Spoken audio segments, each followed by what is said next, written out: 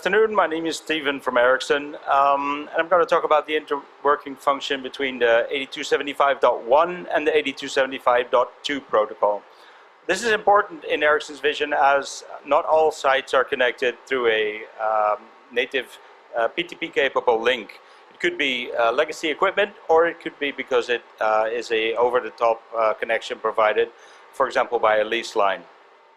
So if you look at what we have in the Ericsson router here, we receive, we're locked to the Arista on PTP and on SYNC, and we will provide PTP over IP towards the Ciena box. So I'll just show you on the router what this looks like.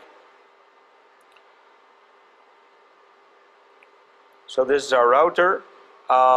If I show you first what our connection is like with the Arista box, so you can see we are in slave state with the Arista box, with the Grandmaster that's provided by Keysight, and clock identity from the Arista box. Now, because we're not doing any sync key on the link towards the Ciena, as we said before, we have to do everything over IP.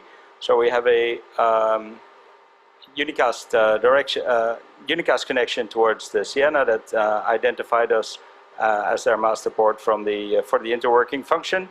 So this is the IP address from the Ciena, and you can see we have the connection up, and we're functioning as a master in this connectivity. And we'll show now, Sayantan from Keysight will show the time difference between the .1 and the .2 profile.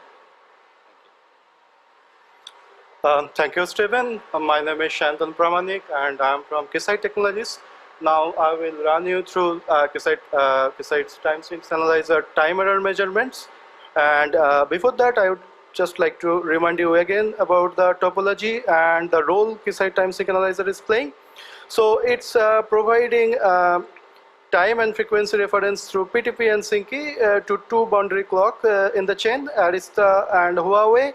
And then it's also measuring its time error performance, their time error performance, I mean Arista and Huawei here, as well as at the end of the chain, Cisco and Ciena are being measured by time sync analyzers, PTP. So with that, now let me switch to the measurement window of time sync analyzer. So first we will have a look at the unfiltered time error performance of all the 4 clocks. So here in this graph you can see 4 time error graphs from 4 different clocks. The purple one is Arista, and then green one behind it is the Huawei. They are really superimposing on each other. And this can be expected because they are directly connected to the Keysight Grandmaster, right?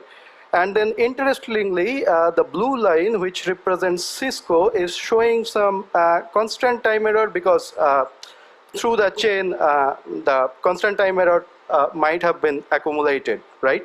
And then lastly, the turquoise line here represents the time error performance of the Ciena, and it goes up and down, showing a lot more dynamic time error because of the fact that it is getting time and frequency both only using PTP from Ericsson. There is no syncing, right? Now let us look at the relative time error performance. Again, first I would like to show you the relative time error. This is 0.1 Hz low pass filter time error between Arista and Huawei, and it is even better than what is expected from a Class C TBC. And we have seen this kind of performance between Juniper and Ericsson as well, what Calnex Paragon Neo measured, right? Then let us look at the end of the chain, the relative time error performance between Cisco and Ciena. And you need to remember that Cisco is running on .1 profile with help of SYNC, whereas Ciena is solely relying on 8275.2 for frequency as well as time. And with that, we are getting a relative time error with, I would say, within plus minus 100 nanosecond, which is basically the limit of ORAN frontal regular ORU relative time error limit. So you can see even with a mixture of dot 1 and dot 2, this topology is really keeping the promise of ORAN relative time error. With that, I would like to invite Dennis for his concluding remarks. Thank you. Thank you. So, just going back over what we basically showed here, the idea was to show timing across a DWDM system, across ZR400, tunable optics, as well as the benefit we can get from passive port monitoring, how it can be used to understand if you have asymmetry in the network, so you can go and hunt it down and do something about it, like calibrating it out. Also, we showed profile interworking, and we showed then the ability to carry PTP over PTP unaware links. We've showed that the network provides accuracy to, well under 100 nanoseconds, even when we're not using synchronous Ethernet. And we've shown that all these vendors are interoperating with each other. So with that, I'd like to wrap it up. Just don't forget that we have another session tomorrow, another exciting timing session at 1 o'clock, where we'll introduce a couple of extra boundary clocks, and we'll show the measurement of a whole chain of boundary clocks, and you can see how that'll do. And with that, I'll hand back to Carsten. Thank you so much, Dennis and the whole team. Amazing collaboration, and